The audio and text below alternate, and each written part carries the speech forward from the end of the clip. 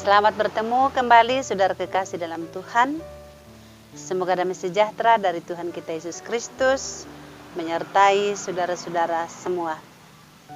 Melalui program Roti Hidup, mari bersama kita kembali menyiapkan hati untuk menerima kebenaran firman Tuhan. Sebelumnya mari kita berdoa. Bapa di surga, puji syukur kami persembahkan kepadamu. Ada waktu bagi kami untuk kembali bertemu secara virtual, untuk boleh bersama-sama mendengarkan sabda Tuhan. Berfirmanlah kepada kami saat ini Tuhan, ampuni dosa kami, layakkan kami di hadapan hadirat-Mu, oleh tuntunan Roh Kudus sendiri, membawa kami mendalami mengerti firman Tuhan, dan memampukan kami untuk melakukannya. Dengan kuasa-Mu pula hamba-Mu berbicara. Di dalam nama Tuhan Yesus Kristus kami berdoa. Amin.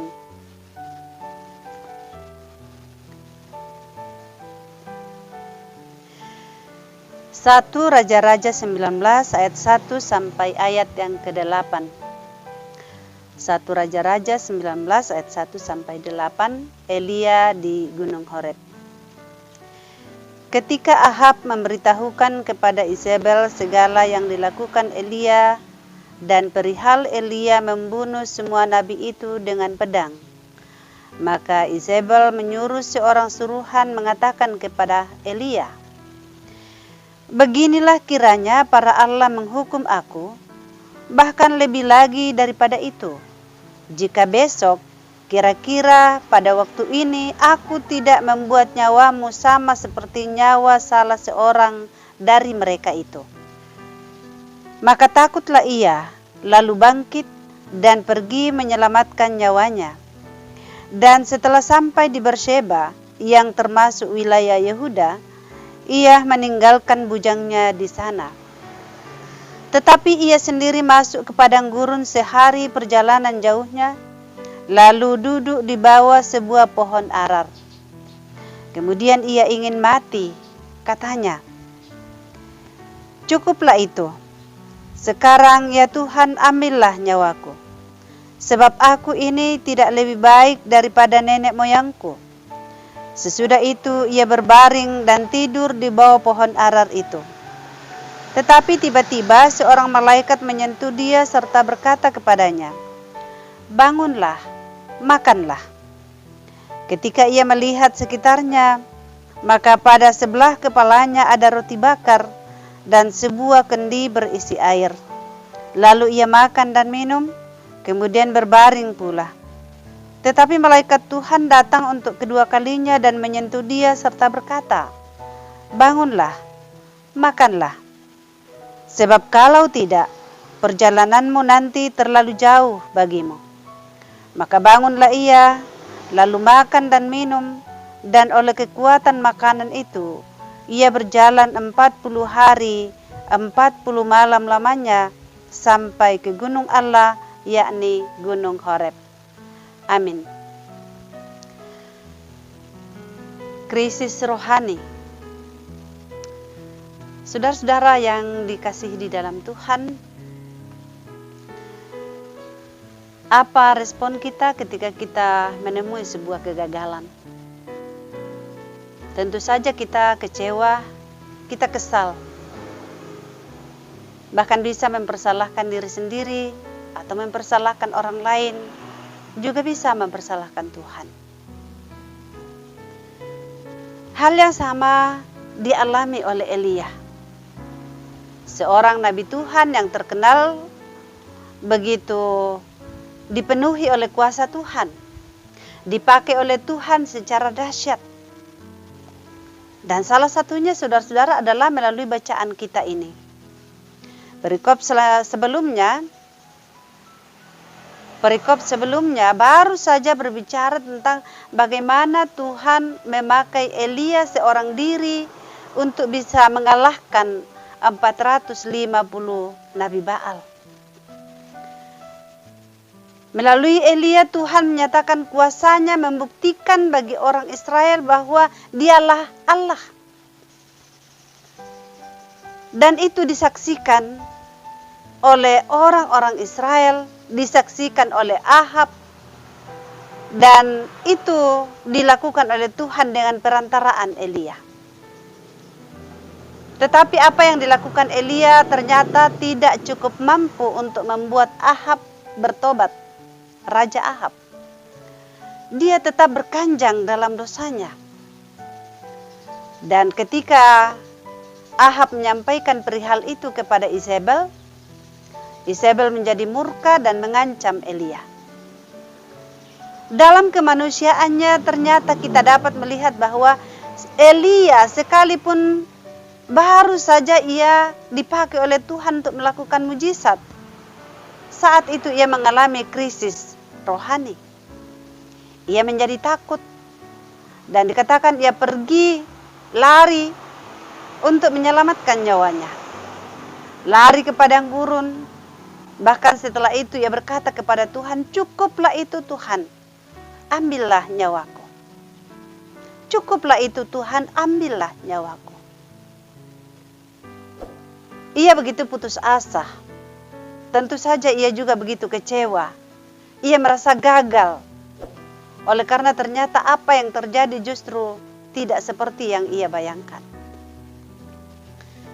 Tetapi dalam keletihannya, tentu saja letih secara fisik, setelah sehari perjalanan jauhnya di padang gurun, letih secara rohani, ia pun tertidur. Dan apa respon Tuhan terhadap Elia? Tuhan tetap mengasihinya. Tuhan tetap peduli kepadanya. Melalui malaikat Tuhan, ia datang menyentuh Elia dan berkata, "Bangunlah, makanlah." Saudara-saudara yang dikasihi dalam Tuhan, tidak peduli sebesar apa pergumulan atau kekecewaan kita, kekesalan kita, atau krisis yang sedang kita alami. Entah itu krisis oleh karena berbagai persoalan-persoalan dunia, ataukah kita mengalami memang krisis rohani. Hal yang wajar sama seperti Elia. Jangankan kita, Elia pun ternyata bisa jatuh pada titik seperti itu. Tetapi ketika datang kepada Tuhan dengan segala penyerahan diri, bahkan dalam keputusasaan, "Cukuplah itu Tuhan, ambillah nyawaku." Membuktikan bahwa tempat pelariannya hanya Tuhan. Membuktikan bahwa tidak ada lagi orang lain selain daripada Tuhan. Kemana ia berseru? Dan syukurlah bahwa di sini kita bisa melihat kasih Allah kepadanya. Tuhan datang menyentuh Elia. Tidak sebatas itu, ia memberikan roti bakar dan kendi yang berisi air. Ketika ia bangun dan melihat ada roti bakar, ada kendi, ia makan, minum, dan dikatakan kemudian ia tidur lagi. Saudara-saudara, kita pun sering dalam posisi itu. Kita sudah dikuatkan oleh Tuhan, kita sudah dijawab oleh Tuhan, tetapi kadang-kadang masih enggan untuk bangkit dari keterpurukan kita. Tetapi Tuhan tidak tinggal diam. Malaikat itu kembali berbicara, "Bangunlah, makanlah. Kalau tidak, perjalananmu nanti terlalu jauh bagimu." Saudara-saudara yang kasih dalam Tuhan, Tuhan selalu ada untuk memberikan kekuatan, memberikan semua kebutuhan kita, mengokohkan, meneguhkan, menguatkan kita kembali pada saat kita sudah datang berserah, menyerah dengan total di hadapannya dalam segala keterbatasan, ketakutan, kekecewaan, kekesalan kita. Ia peduli kepada kita. Maka saudara-saudara, mari kita bawa kepada Tuhan semua keletihan jiwa kita.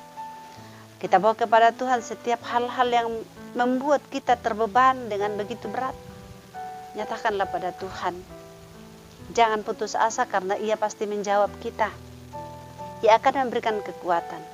Sama seperti Elia. Dikatakan oleh roti dan air itu.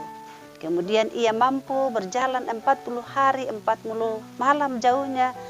Kemudian ia sampai di Gunung Horeb. Iman yang tetap kuat, penyerahan diri yang total kepada Tuhan akan selalu memberikan kekuatan bagi kita, bahkan kekuatan yang melimpah. Tuhan dimuliakan. Amin. Kita berdoa. Bapa di surga, terima kasih buat kebenaran firman-Mu.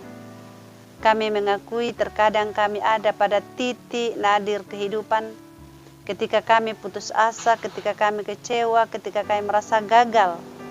Namun kami boleh belajar dari firman-Mu saat ini. Engkau tidak mengabaikan kami, tapi Engkau peduli kepada kami dan memberikan apa yang kami perlu. Engkau sendiri yang akan mengenyangkan kami dengan kekuatan dan kuasa-Mu, sehingga kami kembali mampu untuk bangkit, bangun, berdiri, dan melanjutkan perjalanan hidup kami. Dan penyertaan-Mu tidak berkesudahan. Terima kasih Bapa di surga. Kami tahu dan percaya bahwa Engkau pun berbicara bagi setiap pendengar firman-Mu saat ini melalui firman ini, sehingga mereka diteguhkan.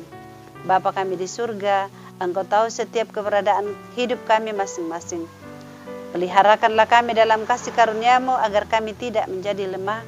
Dan kami juga percaya bahwa oleh kuasa dan kasih-Mu sendiri kami terus berjalan ke depan dengan kekuatan yang melimpah daripada Tuhan. Jauhkanlah segala keputusasaan dari kami. Perbarui kami senantiasa ya Roh Kudus untuk teguh berdiri dalam kebenaran firman-Mu. Bapa di surga, kami berdoa, berkati semua pendengar firman-Mu dengan damai sejahtera-Mu. Jawab setiap kebutuhan mereka ya Tuhan. Berkati setiap jemaat yang sedang dalam kondisi kurang sehat, atau setiap saudara-saudara saat ini yang sedang mengalami kondisi kesehatan yang menurun. Berikan kembali kekuatan dan kesehatan kepada mereka. Yang sementara berjuang untuk mendapatkan pekerjaan, buka jalan. Anak-anak kami yang sedang berjuang dalam bangku pendidikan, Tuhan tuntun dengan kasih setia-Mu. Dalam masa muda mereka, Engkau tuntun dengan Roh Kudus agar hidup mereka selalu berkenan kepada Tuhan dan mencari hadirat-Mu. Terima kasih Bapa di surga. Banyak hal yang tak terkatakan yang dapat kami sampaikan kepadamu, tapi kami tahu bahwa Roh Kudus membantu kami dalam berdoa kepadamu dengan keluhan-keluhan yang tidak terucapkan. Terpujilah Tuhan, dengarkanlah doa kami. Kami berdoa dalam Kristus Yesus Tuhan Juru Selamat kami. Amin.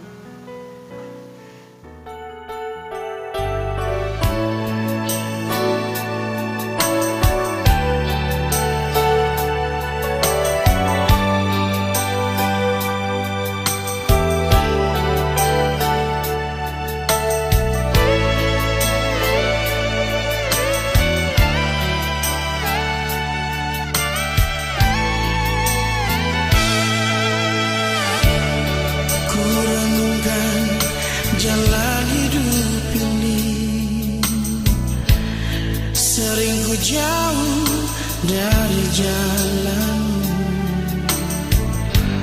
namun Kau selalu menyayangiku dengan kasih dan sayang.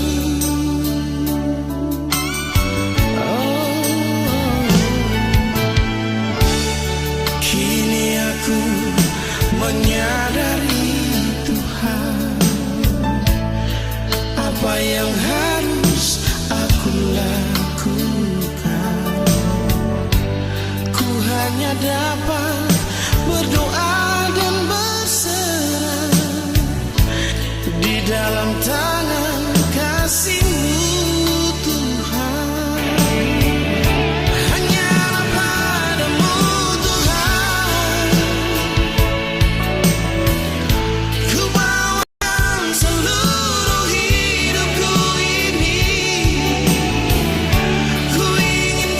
Selalu bersamaku.